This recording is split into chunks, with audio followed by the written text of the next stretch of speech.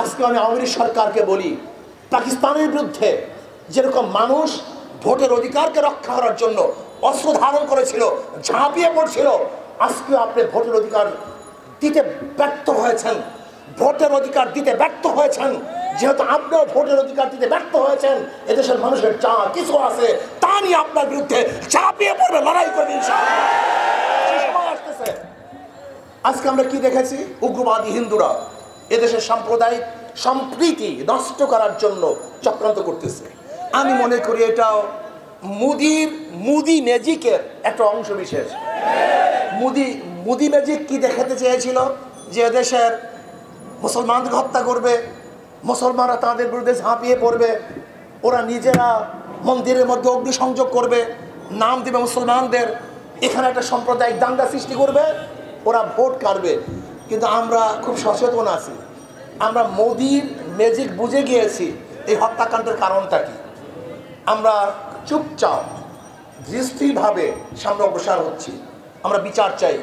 যেহেতু শেখ হাসিনা তো মোদির কাছে কমিটমেন্ট করে চলে আসছে যে আপনি থাকবেন প্রধানমন্ত্রী, আমি থাকবো মুখ্যমন্ত্রী, এই জন্য কথা বলতে পারে না। কয়েকদিন আগে আমাদের বিজেপি সদস্যকে ভারতের সীমান্তে হত্যা করা হয়েছে, মুখ খুলছে? আমাদের প্রাইম মিনিস্টার কি কথা বলছে? বলার সাধ্য তার নাই। সে তো গোলামি চুক্তি করে সেখান থেকে চলে এসেছে ক্ষমতার জন্য। কয়েকদিন আগেও আমাদের বর্ডারের মধ্যে আমাদের বাংলাদেশি মানুষকে হত্যা করা হয়েছে, বারবার হত্যা করা হয়, কিন্তু এদেশের প্রাইম মিনিস্টার, প্রশাসন তাদের বিরুদ্ধে অস্ত্র তাক করতে পারে না। কিন্তু আমাদের খাজনা, ট্যাক্স, ভ্যাটের পয়সা দিয়ে যে অস্ত্র আমরা তাদের হাতে আমাদের নিরাপত্তার জন্য তুলে দিয়েছিলাম, আজকে সেই অস্ত্র আমাদের বুকের মধ্যে তারাই বৃত্তি করতেছে। আমাদের ধ্বংস করার জন্য অস্ত্র ব্যবহার করা হচ্ছে। আজকে আমাদেরকে নিরাপত্তা দেওয়ার জন্য অস্ত্র ব্যবহার করা হচ্ছে না, বরং আমাদের খুন করার জন্য, জুলুম করার জন্য, অত্যাচার করার জন্য অস্ত্র ব্যবহার করা হচ্ছে। আপনারা আগেই জানেন মুসলমান ধৈর্যশীল, এরা ধৈর্যের বাণী শোনায়, এরা ধৈর্য অনুযায়ী চলে। লেকিন যদি ধৈর্যের সীমা অতিক্রম করে, তাই মুসলমান এত মারাত্মক হতে পারে যা চিন্তা করতে পারবেন না।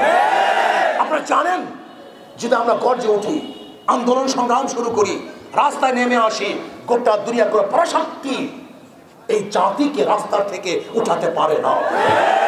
যতক্ষণ পর্যন্ত আমরা জীবন না দেব, মারা না যাব, শহীদ না হব, ততদিন পর্যন্ত রাস্তার থেকে আমরা উঠবো না ইনশাআল্লাহ। এই জাতি সেই জাতি। কাজে আসুন, মধুখালীতে যেই হত্যা হয়েছে, এই হত্যার বিচার করতেই হবে।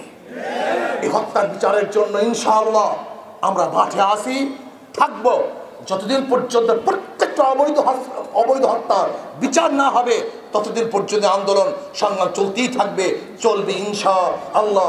কাজে আসুন আমরা সম্মিলিতভাবে এই হত্যার বিচারের জন্য চেষ্টা করব। আল্লাহ আমাকে এবং আমাদের সবাইকে তৌফিক দান করেন। এখন আমরা সবাই মিছিলে অংশগ্রহণ